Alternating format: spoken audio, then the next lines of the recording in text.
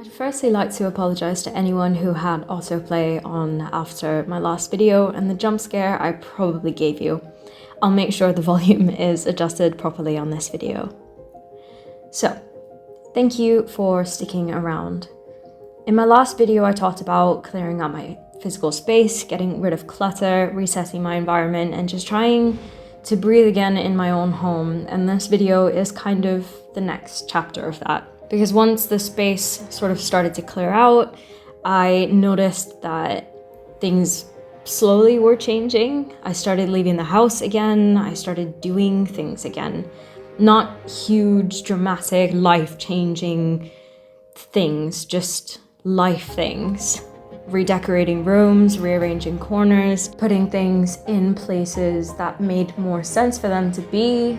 I still don't know why I put half of my cutlery in one location and half in the other, but I wanted to focus on creating spaces where I can actually sit down and work peacefully without my brain constantly feeling fuzzy. And while all of that might sound productive, it didn't come from doing it super quickly. It came from actually slowing down.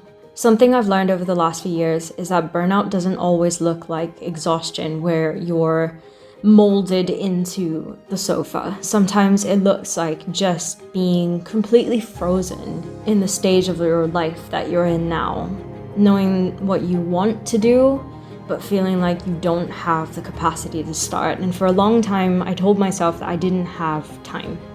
No time to cook properly, no time to meal prep, no time to take care of myself in quiet and boring, essential ways.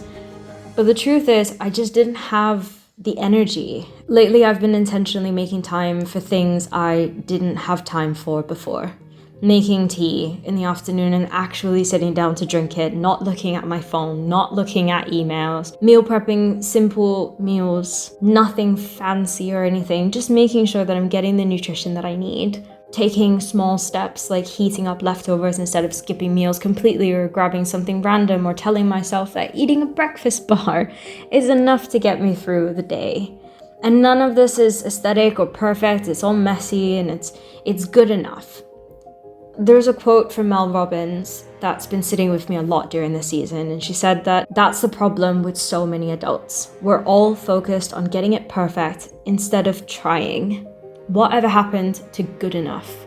And that really hit me. Burnout thrives in perfectionism. It's the idea that if you can't do it right, then you shouldn't do it at all. And that productivity has to look a certain way. But right now, my life looks like random errands, carting furniture back and forth, half-finished projects, and meals that are reheated instead of freshly made. And honestly, that's okay for me. I'm not trying to overhaul my entire life right now. This is not about optimization or glowing up or becoming a better version of myself. It's about rebuilding the trust with my body and my mind, and about proving to myself that I can move again, do things slowly and perfectly and consistently. So if you're watching this and you feel stuck, if your to-do list feels overwhelming, if even the smallest tasks feel heavy, let this be your reminder that good enough is more than enough. You don't have to fix everything, you don't have to do it perfectly, you just have to try and keep trying.